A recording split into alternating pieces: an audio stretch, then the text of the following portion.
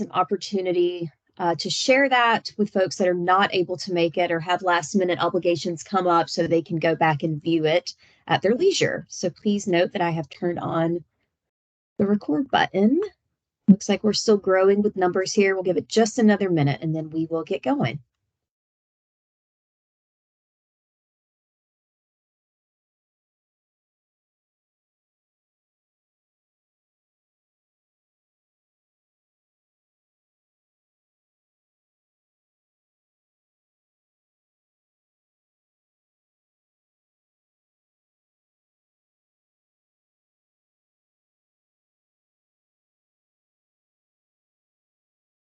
All right, everyone, we are about 2 or 3 minutes past the hour, so we can go ahead and get started. Thank you all for jumping in. I assume that we're going to have some other folks jump in and join as well. We had quite a few register as this is such an important topic, especially as we enter into legislative session early next year. So we're excited to be here today and learn quite a lot about the process. My name is Erica Atzenhofer. I'm the Human Trafficking Unit Supervisor here with CJCC, and it's a pleasure to be here for yet another Conversations with an Expert. For those of you that this might be your first Conversations with an Expert, welcome. And for those of you that this is your third, fourth, fifth Conversations with an Expert, welcome back. We're excited to see you guys. This has been really a labor of love on behalf of the Statewide Human Trafficking Task Force Work Group 1, and working parallel and in conjunction with the Coalition to Combat Human Trafficking as well. So those two committees on behalf of these two coordinated efforts that CJCC has the good fortune to kind of oversee, we're excited to kind of bring those two efforts together and offer yet another educational opportunity. So just want to kind of do a couple of housekeeping things before we really dig in. I have turned off the chat just to try to kind of make sure that we are cutting down on any of the interruption so we can fully dedicate our time today to Representative Gamble and Director Neal. So please know that the chat is actually not turned on at this moment. We ask that if you are not presenting, we do ask that you keep yourself on mute. And that again is just to try to cut down on some of that background noise and to mitigate any interruption that might occur, with some of those folks. If you've got kids or dogs in the background, we know things can be busy and loud, so just please try to mind your mute button. And then another thing is, again, if you have just joined us, this session is being recorded. So if you have colleagues that were not able to be here today, but are especially interested in today's topic, please know that we will make this session available through CJCC's YouTube page. And big shout out to Danielle through our communications team that always helps us make that possible. And also at the very end of today's session, we will, of course, drop the survey and the certificate in the chat. So I'll turn that on briefly for everybody to have the opportunity to download those two items, and or we will send that out via email, whichever works best for today. So again, just please mind your mute button as we move through and take some time today to listen a little bit about the legislative process. And at this time, I'm going to go ahead, Juliana, and turn it over to you. Okay, thank you, Erica. And thanks everyone for joining us today. I think you're going to really learn a lot, and this is just an excellent opportunity for also through CJCC, where our work group 1 and our Georgia Coalition, where we actually come together and partner for this presentation today. And a special thanks also to Carla Jacobs, who is our Work Group 1 leader, and Jeff Shaw, who we work jointly together, where we are the co-chairs of the Policy and Legislative Subcommittee of the Coalition. So we just thought, well, this is we've done this a couple of times and it's worked out great. And we thought, as we get ready before we start the jump into the 2024 session, that it would give you an opportunity to actually have kind of what we called, and Carla she liked to use the old Schoolhouse Rock song, where we call this is just a Georgia bill, Georgia bill that wants to become a Georgia law. I actually put together a little jingle last night, and I tried it out with Carla this morning, and she said maybe we should forego the jingle. I do not have any talent whatsoever in singing. So, but we'll jump right into it. And I'm so excited today to have both Representative Matt Gamble and Director Jay Neal. I myself have been in government relations and have been a registered lobbyist in the state of Georgia for over 25 years. So I've had an opportunity to work with both of these gentlemen, and what is so unique about the opportunity to have both of them here today is we have Representative Matt Gamble, who brings with us a unique perspective of being for several years. He was the executive director for the Georgia Association for Career and Technical Education, where he was actually an advocate and a lobbyist at the state capitol. And then of course, he ran for the legislature and is now a member of the House of Representatives. So we have it he brings from that experience as a lobbyist and now the experience as a state representative. He's also a governor's floor leader, which so we are excited to have him today, and he's going to talk with us and about how a bill actually becomes law. You know, when we have just as we're working with legislation where we see there's a need for advancing legislation and introducing legislation relative to combating our sex trafficking issue, then he's going to talk from the introduction of a bill and how the bill actually works through the legislative process to actually eventually be signed and become law.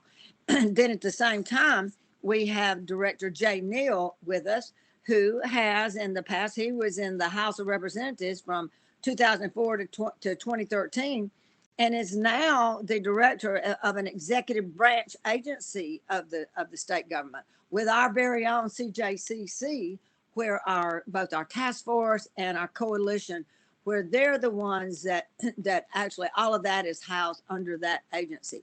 So we're really excited, as you see, with the diverse, what they bring to the table and can now share with us. Now, with Director Neal, what we've asked him to do is, you hear all the times where we're working on a piece of legislation on a bill, but many times if you have not been involved in the process, another whole section of that process with the legislature is working on the state budget. And when we need dollars included into the state budget, how do we go about that process? How does the state budget how is it actually developed, and how does it move through the legislative process? So Director Neal has agreed to kind of walk you through that process today. So we were going to start it off with, like I said, with Representative Gamble, who will talk about the bills, how a bill becomes law, and then followed by Director Neal on the budget side. Then they're going to come back together, and they're going to talk then about, from the advocacy standpoint, on now what is it we can do as advocates? How can we influence? How can we impact that? Whether it's introducing a bill or getting the legislation passed or getting dollars incorporated into our state budget. So they'll come back and kind of talk about how's the best way to do that and your role and my role as advocates. So at this time, Representative Gamble, I'm going to turn it over to you and let you start with how a bill becomes law in the state of Georgia. Well, thank you, Juliana, and good afternoon. It's an honor to be with you today. I've looked forward to this opportunity and getting the chance to talk a little bit about advocacy, and to get to be with Director Neal, who was in the legislature and had a wonderful, distinguished career during his time in the legislature, and now has continued his excellent work in the role he's in now is even more of an honor. And so hopefully we will leave you with some thoughts today that, regardless of where you're at on the spectrum of being able to advocate, will move you further along. And I realize there's a lot of people on this call that may be very experienced with having advocated at the Capitol and lobbied on issues. And this is probably going to be a lot of information that you already know, but there could be people on the call today that this is something that you've really never done before. And so hopefully we'll go over a few of the just very simple, practical things that you can do to help make sure you're as effective as possible when you are going to advocate on the issues that are important to you. And of course, human trafficking, something that is very important to all of us. Let me start by saying this. This is not easy, but really, is anything in life worth doing that's that's that's easy. You know, I mean, think about a lot of the things that you enjoy the most, and a lot of times, most of the times, it's things that are complicated or difficult or challenging, and you really had to stretch. And so, what I want you to understand is that advocacy is like a crock pot, not a microwave. And so in advocacy, slow and steady wins the race. And so if you will be committed and you will be professional and you will gather others with you to advocate for your issue, and you will continue to come back and build your network of legislators that you talk to about an issue, you will eventually see change come about. But it will take some effort and it will take some time. But if you do it, it will happen. There's an old proverb that you've heard talked about before that says, if you want to go fast, go alone. But if you want to go far, go together. And so advocacy is definitely something that if you can go together, you'll go very far. And that's been my experience in watching it, you know, over the past 20 something years that I've either been involved as an association director or now as a legislator. And so those are the three things I really want to impress on you as we talk about this. Okay, so I'm supposed to talk about how a bill becomes a law, and I'm going to try to do this. I've got an infographic or a flow chart where I'm going to share with you. Can everybody see this? We can see it, Representative. Okay, great. So this is a flow chart that the Carl Vinson Institute at the University of Georgia put together that it outlines the process really well. And so you are more than welcome to use this in your own, you know, reflection after we talk about today. But let me just start off with, how does an idea, how does a thought or a problem that needs to be addressed, how does that idea come to a legislator and then take the form of a bill and ultimately take the form of a law that goes on to the books? And I would tell you that as a legislator, there's really no one specific way that somebody will bring me an idea. Sometimes I get ideas in the grocery store that are brought to me, people that I see when I'm in there grabbing a box of cereal or whatever I'm having to run in there to get. And I tell my wife all the time when she says, can you go grab something real quick? And I'll say, well, I can get it, but if you need it quick, it's going to take some time, because generally I'm going to have to talk to folks in the grocery store or on the ball field or in the schools or wherever it might be that I run into folks here in Cartersville where I represent. So a lot of times I've gotten ideas that way. A lot of times I've gotten ideas from other legislators that I may have met at a conference or become acquainted with, and they've done something in one of their states that's a really good idea that we need to look at. Sometimes it's associations or advocates like Juliana coming to me and saying, hey, this is something we were going to work on. Will you help us with it? Sometimes it's conferences that I go to, whether it's the National Council of State Legislators, NCSL. We have our own associations for legislators. You know, it could be a Georgia Chamber meeting that I'm at. It could be a study committee that I'm a part of. So there's really no one right or wrong way to come up with an idea and to approach a legislator. And so it can happen from all different types of avenues. Then I get the idea, and of course I'm in the House, but the senators have the ability to do this too. So it doesn't matter whether you're in the House or the Senate.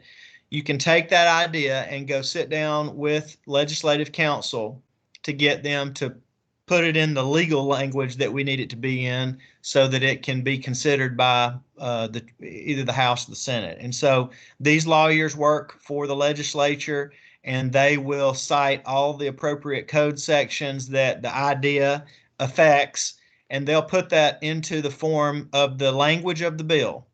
Now, I could write a bill myself, and I've outlined some before, but generally anything that I come up with is still going to have to run through legislative counsel and to have their input to make sure that it doesn't conflict with other existing laws and that it's not unconstitutional to begin with. And so that's why we really depend on legislative counsel to help navigate us through just simply coming up with the language for the idea.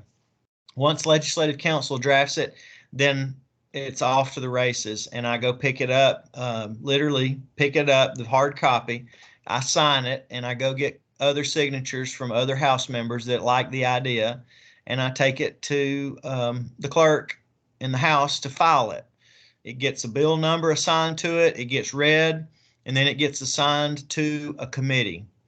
And so the committee that it gets assigned to is really up to the presiding officer, which in our case is the speaker. And in the Senate, it would be the lieutenant governor. They control the flow of legislation and which committees bills go to. So generally, it will be sent to a committee of the subject matter. So if it's an education, if we want to raise the age for mandatory graduation age, it's going to generally most likely be sent to the education committee. Now, it's not always a hard and fast on where things go to certain committees, but generally speaking, if it's something related to health, it's going to go to health. If it's an appropriations bill that Representative Neal or Director Neal will share about in a minute, a little bit more about the appropriations bills, then it'll go to appropriations. If it's a Ways and Means bill that deals with taxes, we're going to change something about how something's taxed, it'll go to Ways and Means. So generally that's where it will go, to the committee. The chairman or chairwoman of the committee will have a hearing for the bill where the members have the opportunity to discuss it and have questions answered. And then the committee will vote on whether or not they want to send it on to the Rules Committee, which ultimately will send it hopefully on to the full House to vote on. So once the bill comes out of committee, goes to Rules is going to assign it, whether it gets to go on the calendar in the House for everyone to vote on, and then once it comes to the floor of the House, it gets a full vote by the House. There's debate on it. I've presented many bills, and you have to prepare for questions that will be asked of you. It's a little intimidating because you're standing in front of 180 House members, and you don't know where the questions could come from or what the questions may be. And you don't want to embarrass yourself or make yourself look like you don't know what you're talking about. So it's a little nerve-wracking. You try to prepare as much as possible, but sometimes you can't prepare for some of the questions that could come. But it's every legislator's right to ask you a question about that bill. So once the bill's presented and voted on, then it leaves the House and goes over to the Senate, where it goes through basically the very same process. The lieutenant governor will assign it to a committee. That committee will hear it. Then the committee will recommend it to the Senate Rules Committee, who will put it on the floor for a vote in the Senate. And once it passes over there, then it goes to the governor's desk to either be signed or not signed. Now, not all bills have to be signed. Some of them in the language can just automatically go into effect at a certain date without the governor having to sign, but some of them, will specify how it's ultimately supposed to be enacted. The governor can veto a bill, and he has done that before. That's frustrating if it happens, but the governor does have the right to veto a bill. And then if we disagree with that veto, if the legislature says, no, Governor, we don't think you should have done that, then with the 2/3 vote, we can override his veto and it will ultimately go into law. That's very rare that happens, but it can happen. So I have very briefly talked you through how a bill becomes a law. Again, this flow chart is a great tool to have to illustrate that process. But I know there will be questions, and we can answer that a little bit later on. And I'm going to turn it over to Director Neal to talk a little more about the appropriations side of legislation. Thank you, Representative. And I don't have a fancy flow chart like the representative has, but I will share with you a little bit about the appropriations process. Agencies receive our budget instructions. We received our budget instructions the middle of September. We typically have a short period of time to get our budget request into to OPB.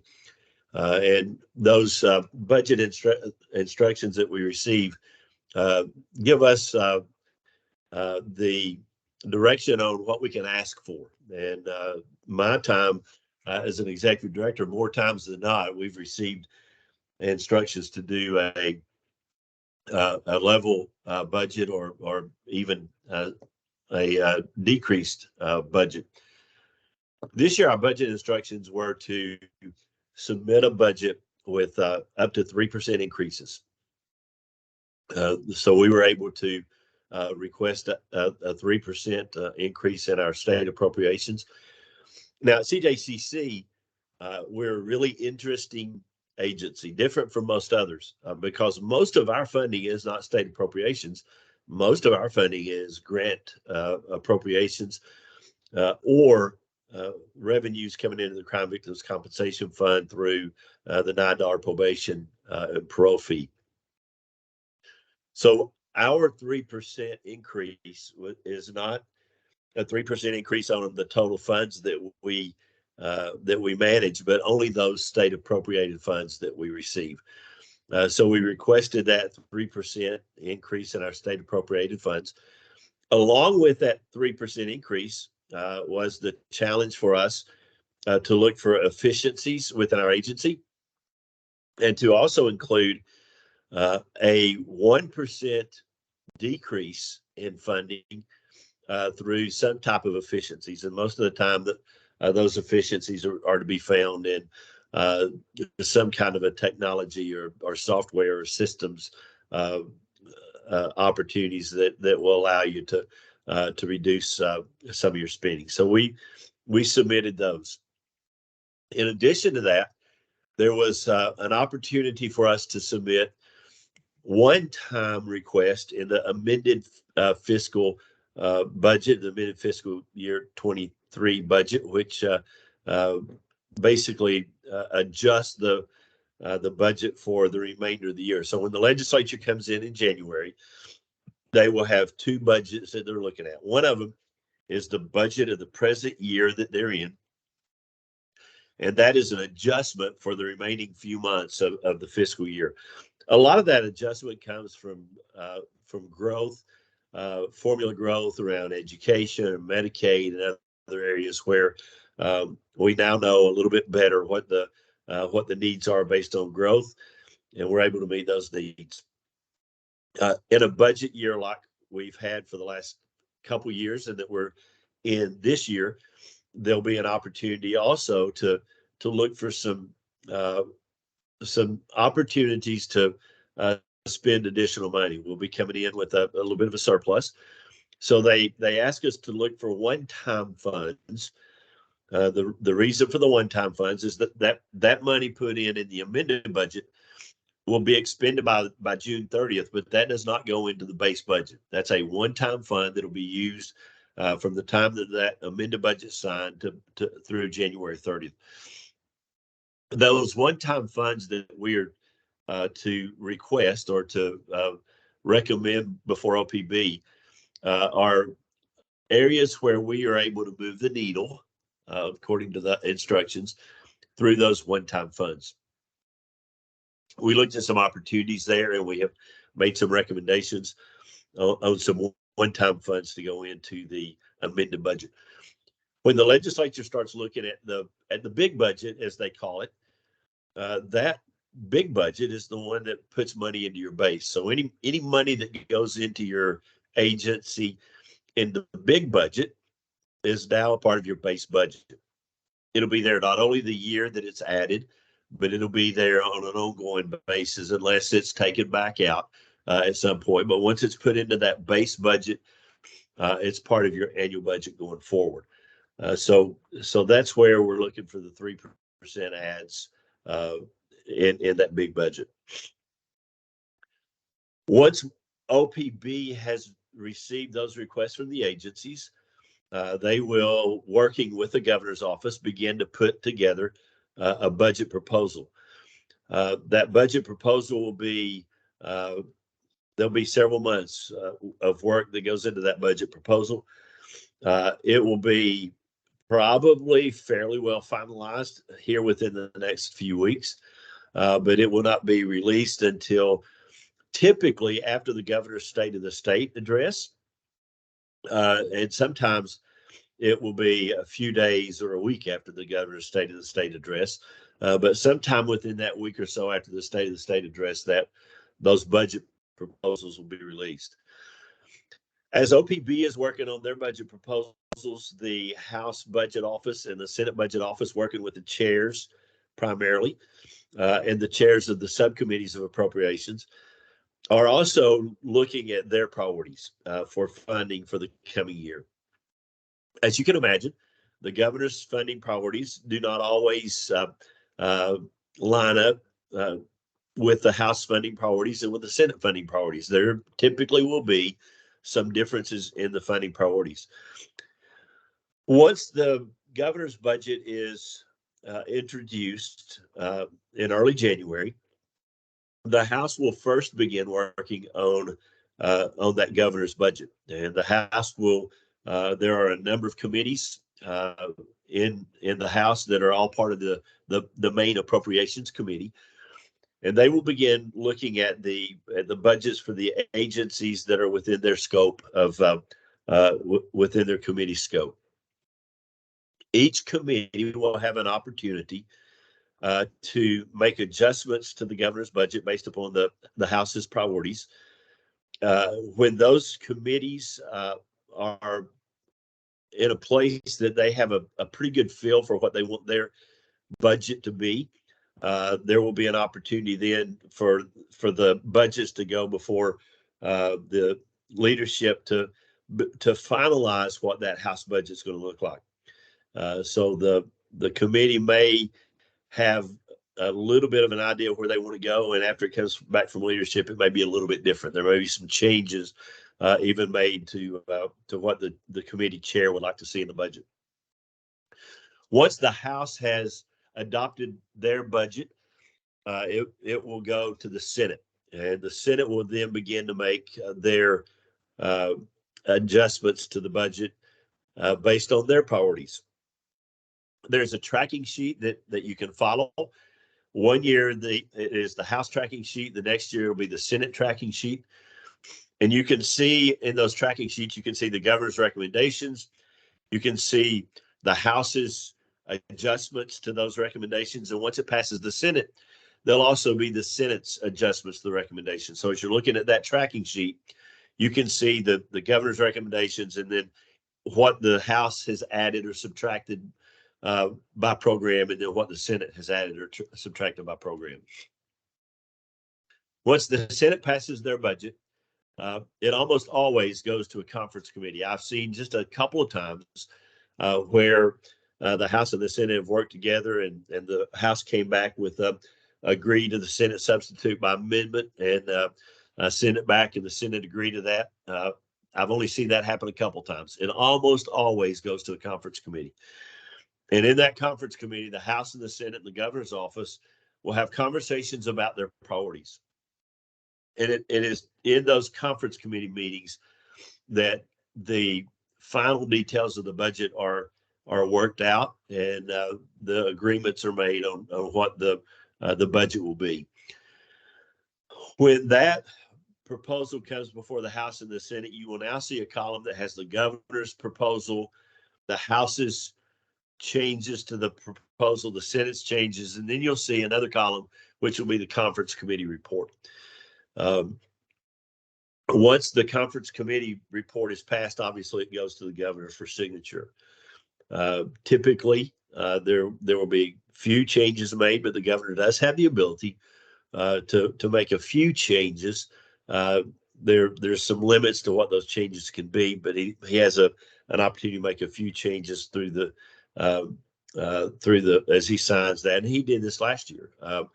There were a number of disregards where the House and Senate had put some funding in, and the governor disregarded it when he signed the budget. Those funds, by the way, we had some in our budget. Those funds are available because they were appropriated, but they're not going to be released by OPB, so we'll not be able to use them. So That's an interesting situation that I don't think we've seen very often before, quite frankly. But that gives you a little bit of an idea for what that appropriations process is.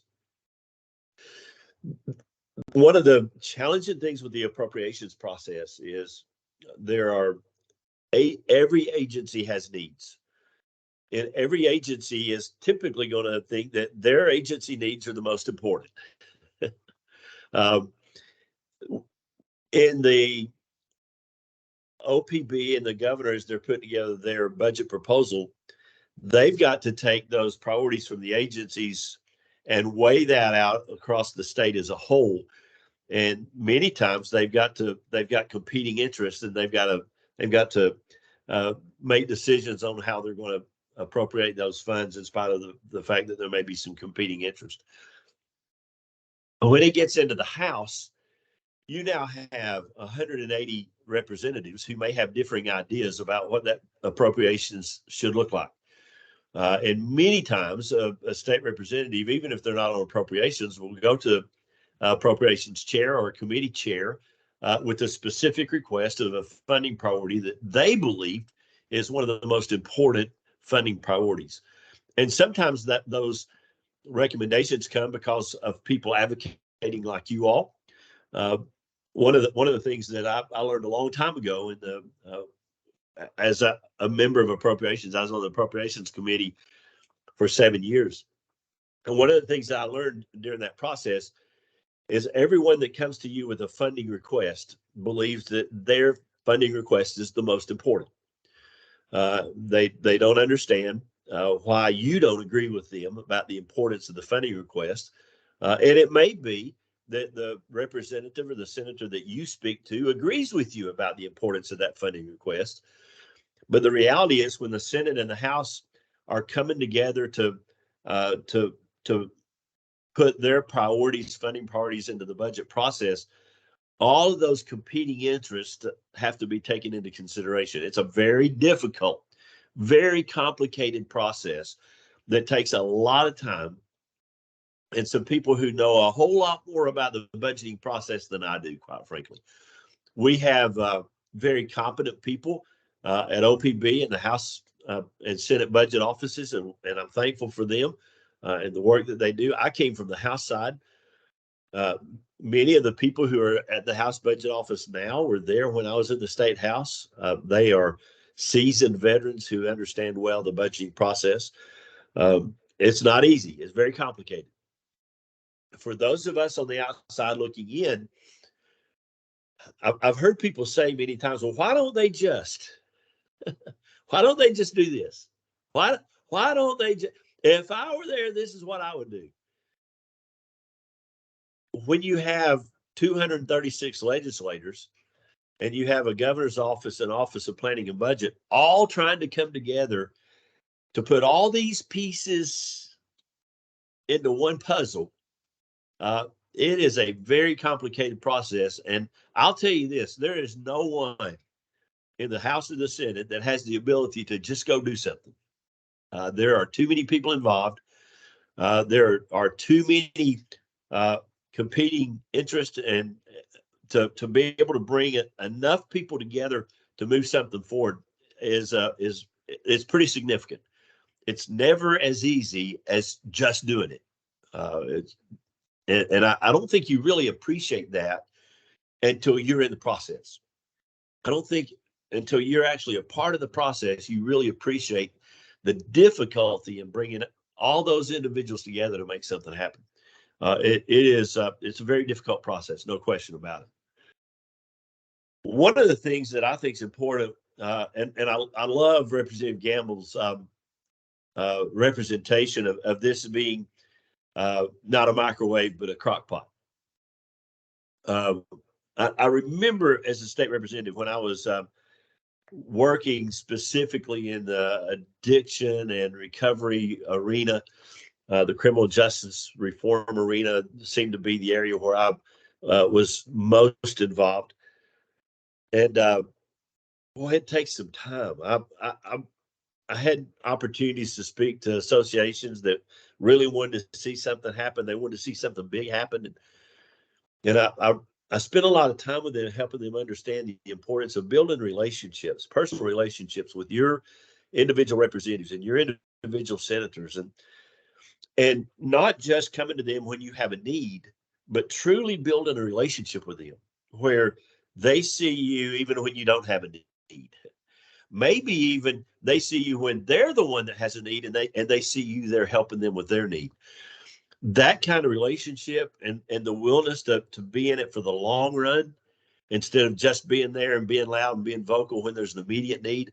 That crock pot approach is absolutely significant in order to really be able to affect change, whether you're talking about the budgeting process or whether you're talking about the legislative process. So I think that probably wraps up my comments and my conversation around the budget process.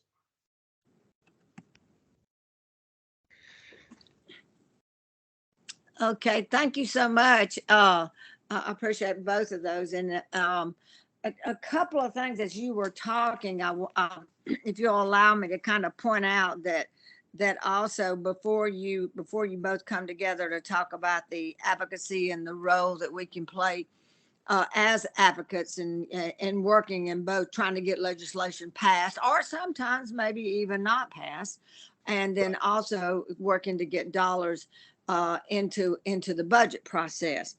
Is I know when Representative Gamble was walking you through the process, I try to explain to those who come down and meet with me at the Capitol, and where I'm trying to train them on the advocacy process and how the legislature works.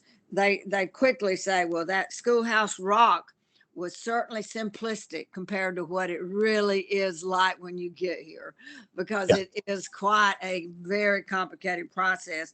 As Representative Gamble was mentioning about the committees, actually you have 42 different committees in the House and 29 in the Senate. And so all the legislation that's passed, as he mentioned, must be assigned to one of those committees. So it must go through the committee process.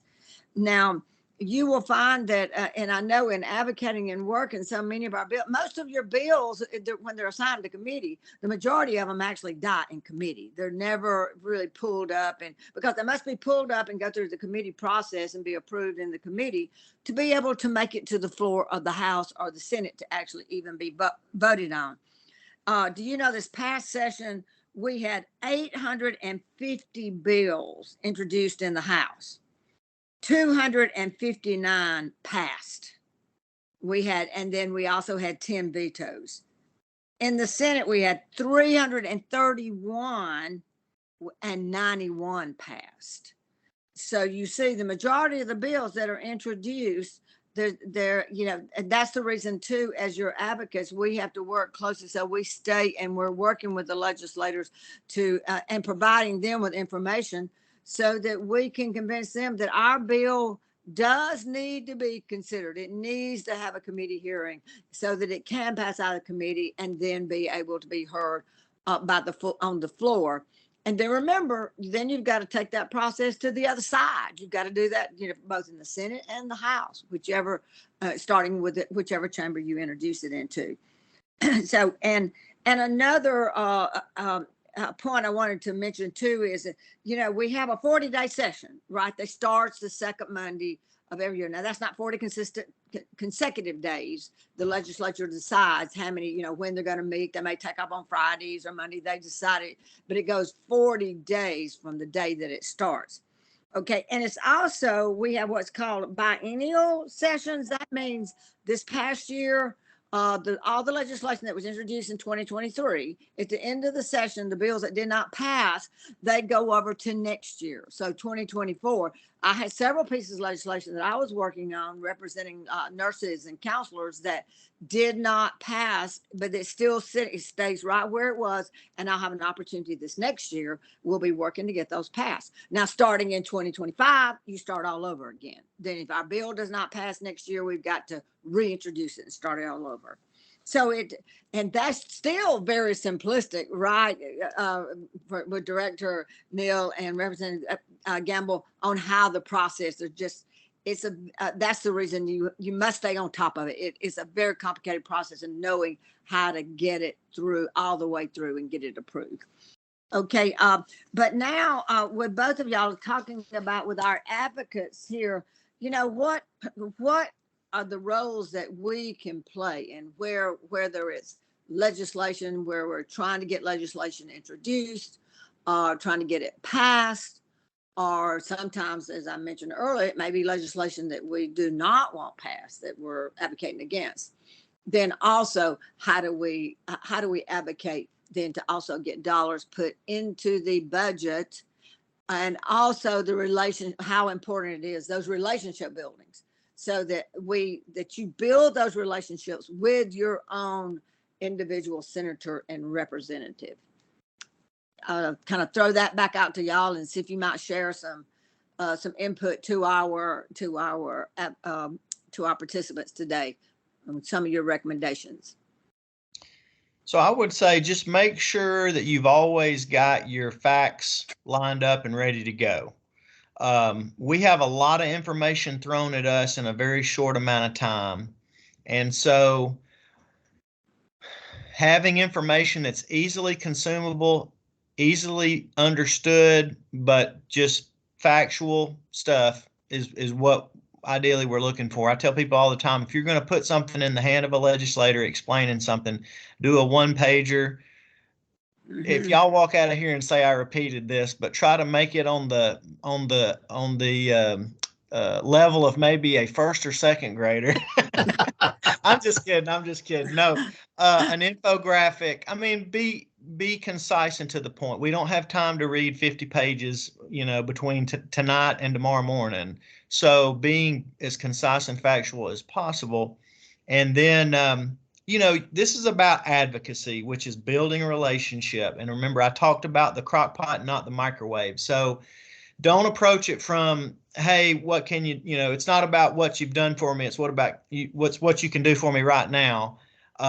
Think about it as building a long-term relationship where, like Jay said, you know, I'm going to eventually come to you with questions, you know, and you're building that two-way trust, that two-way communication. You can't ever lie to anybody. I mean, that's just true in life in general, right? And it's very important at the Capitol. If you've got to be able to be viewed as honest and trustworthy to build that relationship. And one other thing I'll mention too is just as far as communication goes, 20 years ago, nobody was on social media, not nearly like what they are now. And there's still a lot of legislators that aren't as much on social media, but most of them are now, and probably the majority of them live in Facebook land, but a lot of them are in Twitter too, and some of them maybe have TikTok and Instagram. But you know, look for ways to engage there. Don't do an egg shot and tag them with something that you're mad about. You know, that's not going to be the right way to go about it. But you know, recognize something that they've done or show appreciation, or you know, congratulate them on something. I mean, look for a way to be positive, but yet have a window of opportunity to advocate for the issue that you're interested in pushing or getting support for. Texting is fine. A lot of folks text. What I'm finding now is that so many people have started texting and kind of bypassing email and phone calls and letters that my texting response time has slowed tremendously from when I came in to now. And it's just because, you know, the longer you're there, the more people you meet, the more people you work with, the more people that are asking you for advice and insight on things. So texting is still effective. If you can build the relationship to get a cell phone number, you know, that's an effective way, but just be aware it can be worn. Don't wear it out. You know, just don't wear it out.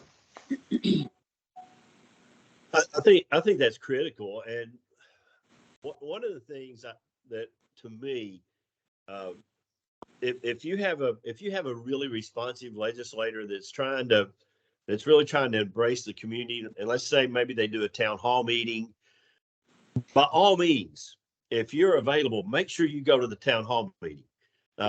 Whether you have questions for them or not, make sure you go, make sure you speak to them, make sure that they see that you're interested in them. something like that. Being present in those kind of opportunities, I think, says a lot to your legislator as well. When I was on the Education Subcommittee of Appropriations back during Governor Perdue's time in office, and we were going through, maybe some of y'all remember 2008 and 2009, when the economy just completely tanked, and we were cutting 25 and 30% out of the budget. There were agencies that were receiving 60 and 70% cuts, and education was being protected. The education budget was about half of the state budget, and it was being protected. It was receiving the least amount of cuts, but it was still being cut. You can't cut that much money out of the budget without getting into education, when education was 50 or 60% of the budget. And I would get just bombarded with emails from educators all around the state. And sometimes they would be hateful emails, but I was getting bombarded for emails from educators all around the state. I finally told my executive assistant, if we get an email from somebody that's not in my district, don't even respond to it. We literally could not keep up. There was no possible way we could keep up with it all. I know a lot of people think that the best way to get something done is to copy and paste and email everybody. I can't tell you how ineffective that is. I don't have the words to stress to you just how ineffective it is if you get a group of people copying and pasting a bunch of emails to a group of representatives and senators that they don't know. It's just not effective. If you really want to be effective, it has to start with the people you have relationships with. I was talking this week to one of our partners that was mentioning to me that she had spoken to several legislators in the last couple of weeks about the significant VOCA cuts that we've seen all of our partners are experiencing. And she said that she was surprised that the legislators that she spoke to, none of them knew that this was an issue. And you may say, well, how do they not know it's an issue? Well, it's because they're not hearing from their local partners.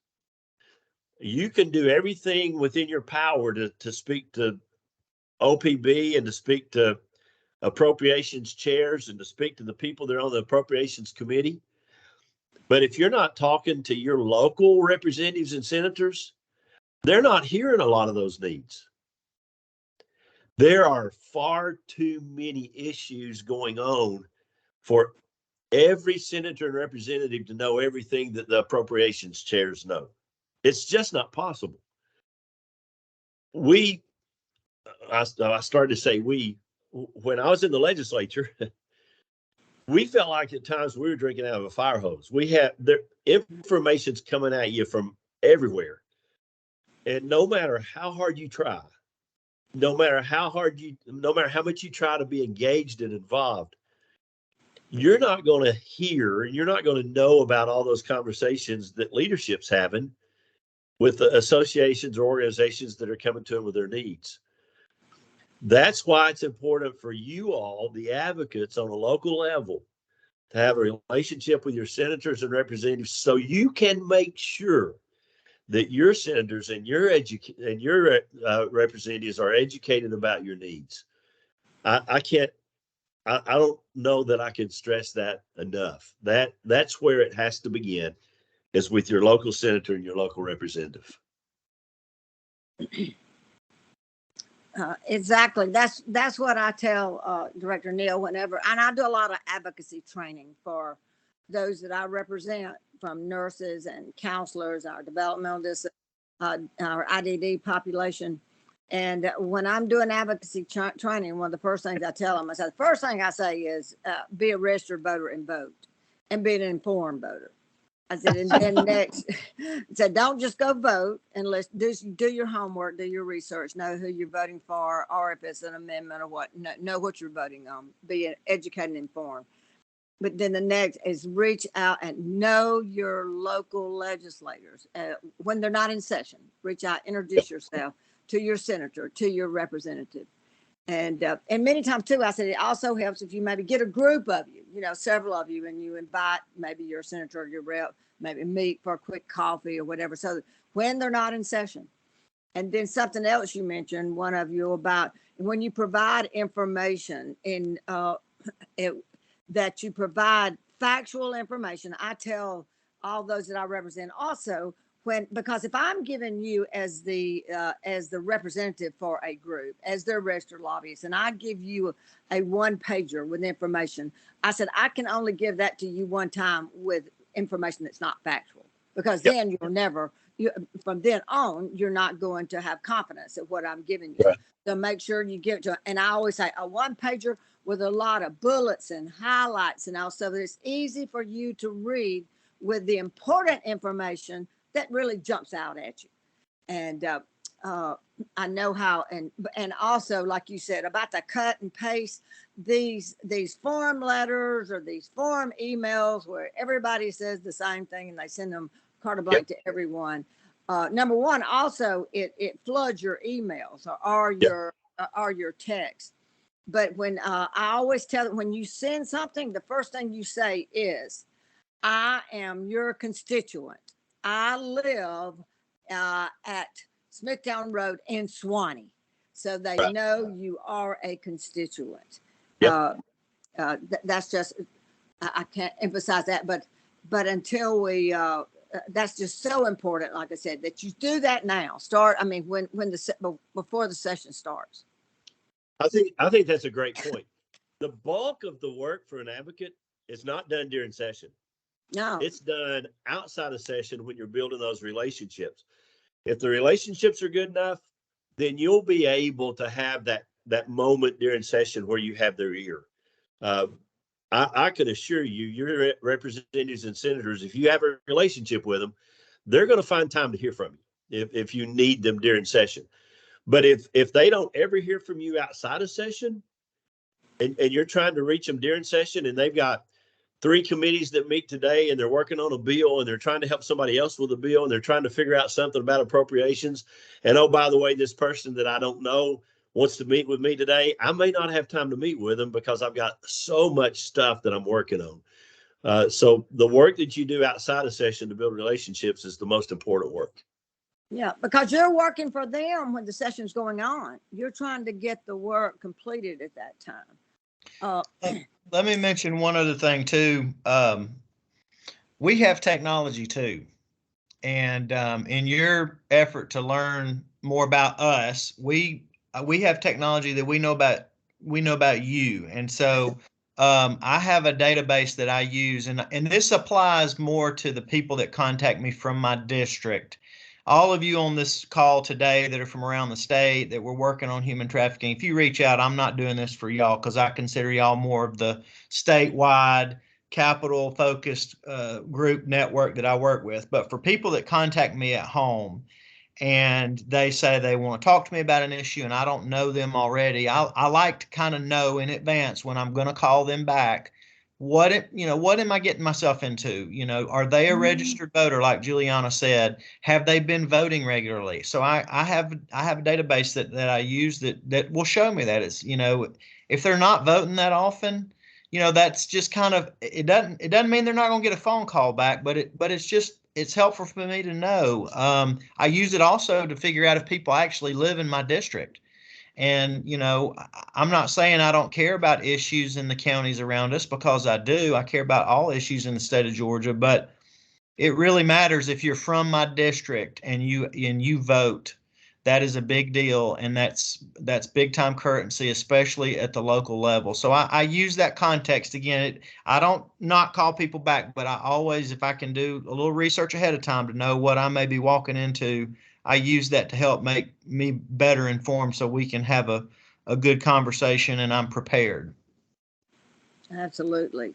And another thing that you mentioned that I also tried to stress is that sometimes when there's legislation, it may be that you're not always able to vote with us. And I try to emphasize to those advocates that just because you can't vote with us on this one bill, I'm going to need you voting with me on a lot more bills in the future. So you understand that, you be respectful. Disappointed that you couldn't vote with me, but I understand, and I'll get you. Hopefully, in the future, you'll help us out in future bills, because there's nothing anywhere to burn bridges there when, like you said, when someone treats you very disrespectful because you made a decision that you felt was in the best interest of your constituents and all Georgians. So I think that's I think that's absolutely critical to remember that. Mhm. And to if your representative or your senator doesn't do what you would like to see them do, whether it's a vote or whether it's about appropriations, to characterize them not doing that as they don't care or they don't understand, to take that kind of approach with them is not a very smart approach either. You don't know all the things that they're having to take into consideration that leads them to a decision that they make. I can assure you, and I don't know everybody. I've been out of there for 10 years now. There's a lot of new faces, but when I was in the legislature, those who I knew, and I knew a lot of them when I was in the legislature, those were people who cared. They really cared. Mhm. And for you to characterize them as not caring or not understanding because they didn't go with you on something, that's a surefire way to begin burning bridges. Absolutely. With in the last few minutes that we have left, there were just a couple of things that I thought you might that you both might share that those on the program today may not understand. And the first one was Representative Gamble. We had mentioned, and when I introduced you, I said that you were a governor's floor leader. Could you maybe share with everyone kind of what, how you become a governor's floor leader and what that actually means? We can't hear, you're on mute. Can't Sorry. hear. Last year, the governor asked me to be a floor leader. I had never done that before. Honestly, I said I'd never do it. So, famous last words. But I'll tell you why I did it. And, it doesn't mean that if you're a floor leader that you agree 100% with everything that the governor does or doesn't do. But the governor, for me, had earned my respect in how he managed the pandemic and how he positioned our state to recover quickly and put people back to work. And when I saw, him just get up every day during that season, every day, and, head into battle, and during the time where we had, unemployment and we had racial tension and we had elections issues and all the stuff that was going on in 2020 on top of the pandemic, all that was going on, and I felt like he really did a good job. And so when he asked me, would I be willing to be a floor leader, I really felt like that, well, that's the least I can do for this man that has, in my opinion, done a very good job in managing us through that and manages us through well. So I agreed to do it. And so part of what we do as floor leaders, there's 6 of us. There's 4 in the House and 2 in the Senate right now.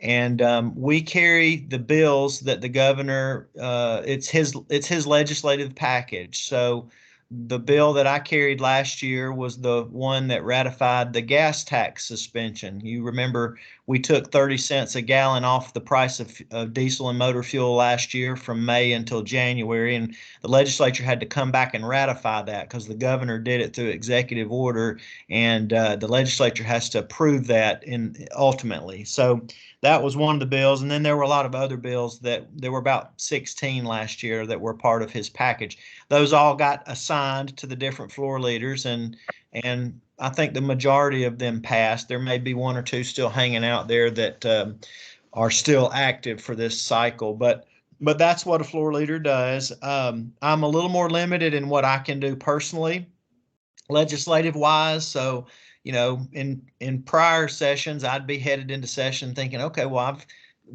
I've got this issue I want to address. I'm going to do this bill, and I've got another bill that I'm going to do, and all that kind of stuff, kind of getting it all outlined. Well, now, a lot of what I'm focused on is passing the bills that are part of the governor's package. So that's a little bit about the floor leader position. And you might share too that a number of, and this is something, Director Neal, that I wanted to ask you, you might explain, is with the governor, with the First Lady, with Marty Kemp. She formed the Grace Commission. And I know you're a member of that Grace Commission, and you might share, because not everyone on this call may not understand it. And then also a part of the governor's package, many times some of his legislation has actually come through recommendations from the Grace Commission that has been assigned then to floor leaders that we advocate on behalf of and for with our coalition and our task force. Absolutely. With Governor Kemp and First Lady Kemp, the governor's legislative package will be part his and part hers. I had not seen that prior to this administration as much, but she has been so actively involved in the fight against human trafficking that she has brought legislation, I think, every year in some way to address human trafficking, and I certainly would expect that will continue because that's a huge priority to her. And to see the First Lady that involved and that engaged in policy is not the norm, but I think it has been a really positive thing for the state of Georgia to have her leading that charge. Yeah, and explain what that Grace Commission and what exactly when she created. She's the one that formed the Grace Commission. Right, it was actually created by executive order. The governor had to create it. She told him to. Oh, okay. She sold it to him. Yeah. Okay. So we meet, and we don't meet. It's not like we meet every quarter, but we meet periodically, and it's an opportunity for folks who are involved in human trafficking, in the fight against human trafficking in one way or another, or corporations. There's some corporate representatives as well, some legislative representatives, and it's an opportunity to really shine a light on the issue of human trafficking. And one of the things that the First Lady is most committed to is just making sure that there's a bright light shining on the issues around human trafficking. So a lot of the efforts around the Grace Commission have been around just making people aware, the awareness, and trying to really keep that front and center. There have been some recommendations come out of the Grace Commission that have turned into legislation. It would not surprise me to see that again. But the Grace Commission is certainly something that once this administration, unfortunately, they only have 8 years, unfortunately. And once their 8 years are up, I think the Grace Commission is going to be one of the things that you look back on and see that the Kemp administration did a really good job in making an impact, not only in Georgia, but also being recognized around the country for the work that they're doing. Absolutely. And one of the last things that serving on the task force, as well as now the new commission, maybe if you take just a minute, Director Neal, and explain how with CJCC, how that task force and the coalition, how we're kind of under the umbrella of the CJCC and your staff, Erica, and all the entire team, that there's no way that with the task force or the coalition that we could be anywhere as effective as we are without the guidance and the support and the staff support from CJCC. I've always been one that believed that collaboratively we can do far more than we can do on our own. The synergy of a group of people coming together is pretty significant. And one of the things that we have in Georgia with our statewide human trafficking task force and with our coalition against the law enforcement-based coalition against human trafficking and the Grace Commission, Safe Harbor Commission is another. We've got a number of groups that focus on human trafficking. And I think anytime you have that kind of a focus, it obviously is it's going to enhance your ability to address the issue and to really make a difference. The staff at CJCC is critical. Erica I can tell you, and most people don't realize this, but I'm not going to go into any detail on it, but Erica right now is as short-staffed as anybody that you'll ever see anywhere in state government. As a matter of fact, Erica may be now alone in the human trafficking unit. She is pulling a huge load, and I can't say enough about the work that Erica does and the team around her. There are others that are not part of the human trafficking unit that are helping her navigate through a really difficult time. So yeah, Erica and the work that she's doing right now, she's one of my heroes. It's pretty remarkable that she's been able to keep. She's got too many balls in the air, and I don't know how she's juggling them all, but she's doing a remarkable job with it. Well, just today, pulling all this together, this would not be possible if it wasn't for Erica and you and your staff there. So thank y'all so much.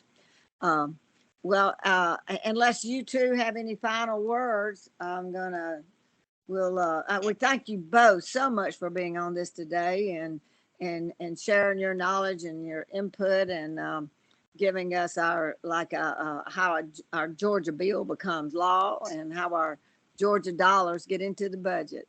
And, absolutely. I appreciate the invitation. I saw Hannah Palmquist on here earlier. She may have left, but Hannah came up and did a panel with some of my local Bartow County Sheriff on human trafficking. It was great, and I appreciate the work that she's doing there in the Attorney General's office as well. Yep.